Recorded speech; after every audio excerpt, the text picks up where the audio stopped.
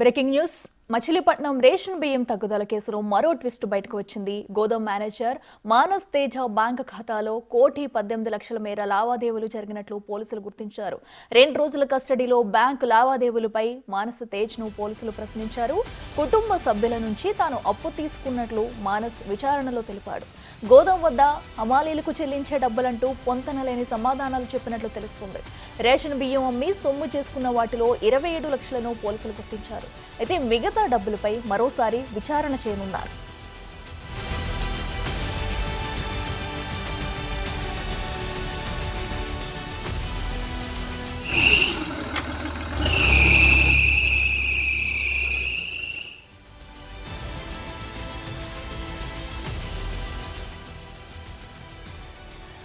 Ration బియ్యానికి సంబంధించి కూడా అటు హమాస్ మానస్ తేజ్ను అయితే ఇప్పటికే విచారించారు. మరి ఈ విచారణలో కూడా ఆయన మానస్ అయితే పొంతనలేని సమాధానాలు చెప్తున్నట్టు కూడా తెలుస్తుంది. అయితే ఈ నేపథ్యంలో ఆయన బ్యాంకు ఖాతాలో కూడా భారీ మొత్తంలో సుమారు 1 కోటికి పైగా కూడా అమౌంట్ ట్రాన్సాక్షన్ అయినట్టు కూడా ఇప్పటికే అధికారులు అయితే గుర్తించారు. అయితే వీటికి సంబంధించి కూడా మానస్ అయితే పొంతనలేని సమాధానాలు చెప్తున్నట్టు కూడా తెలుస్తుంది. అయితే ఈ నేపథ్యంలో మానస్ తేజ్ను మరోసారి కూడా ప్రశ్నించనున్నట్టు అటు పోలీసులు కూడా చెప్తున్నారు.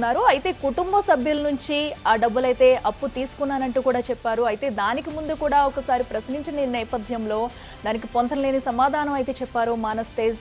అయితే రేషన్ బియ్యం అమ్మి సొమ్ము చేసుకున్న వాటిలో కూడా ఇప్పటికే ఆ డబ్బుల్ని 27 లక్షలుగా కూడా పోలీసులు అయితే గుర్తించారు. అయితే మిగతా భారీ మొత్తంలో ఆయన బ్యాంక్ అకౌంట్లో ట్రాన్సాక్షన్ జరగడంతో కూడా వాటిపై ఆరా తీస్తున్నారు పోలీసులు.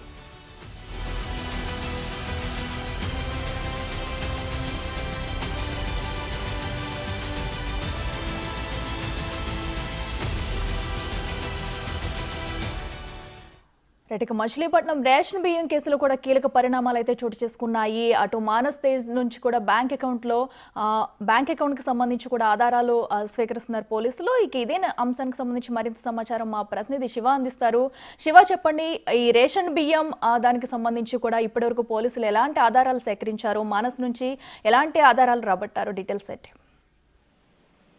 మొత్తం మీద చూసుకుంటే మచిలీపట్నం రేషన్ బియ్యం తగ్గుదల కేసులో పోలీసులు కీలకమైన విచారణ చేపడుతున్నారు. ఇప్పటికే పలు అంశాలకు సంబంధించి పోలీసులు లోతుగా విచారణ చేపట్టారు. ఈ కేసుకు సంబంధించి ఇప్పటికే దాదాపుగా 8 మందిని అరెస్ట్ చేయడం జరిగింది. దీంట్లో A1 గా ఉన్న పేరుని జయసుధకు మాత్రం ముందస్తు బెయిల్ రావడం జరిగింది. దీంట్లో A2 గా ఉన్న మేనేజర్ మానస తేజ, అలాగే పేరుని నాని PAకి సంబంధించి కూడా ఆయన అకౌంట్ ని అలాగే ఆయన వద్ద నుంచి పోలీసులు 2 రోజుల పాటు విచారణ చేపట్టారు. విచారణ చేపట్టిన సమయంలో ఆయన ఖాతాకి సంబంధించి 1,18,00,000 రూపాయల నగదు ట్రాన్స్ఫర్ జరిగినట్లు కూడా పోలీసు అధికారులు గుర్తించడం జరిగింది. దీనికి సంబంధించి 27 లక్షల రూపాయలకు సంబంధించి బియ్యానికి సంబంధించిన ట్రాన్సాక్షన్ జరిగినట్లు కూడా పోలీసు అధికారులు గుర్తించారు. మిగిలిన డబ్బులు ఎక్కడివి, ఎట్లా వచ్చినాయి, ఏంటి అనే కోణంలో పోలీసు అధికారులు విచారణ చేపడుతున్నారు. కాకినాడ పోర్టు నుంచి దాదాపుగా 70 లక్షల పైగా ఒకసారి ట్రాన్స్ఫర్ అయినట్లు కూడా ప్రచారం జరుగుతున్న నేపథ్యంలో ఆ కోణంలో కూడా పోలీసు అధికారులు అయితే విచారణ చేపట్టే అవకాశాలు కనిపిస్తున్నాయి. ఎక్కడి నుంచి డబ్బులు వచ్చాయో దానికి సంబంధించి తన బంధువుల వద్ద ఇల్లు కొనుక్కునే నిమిత్తం కూడా అప్పుగా తీసుకున్నానని చెప్పి తేజ చెప్పినట్లు కూడా తెలుస్తా ఉంది. అయితే దీనికి సంబంధించి కూడా మరొకసారి మానస్ తేజాని కస్టడీకి తీసుకొని పూర్తి స్థాయిలో విచారణ చేపట్టాలని చెప్పి కూడా పోలీసులు అయితే భావిస్తా ఉన్నారు. అఖిల. Right Shiva, thank you.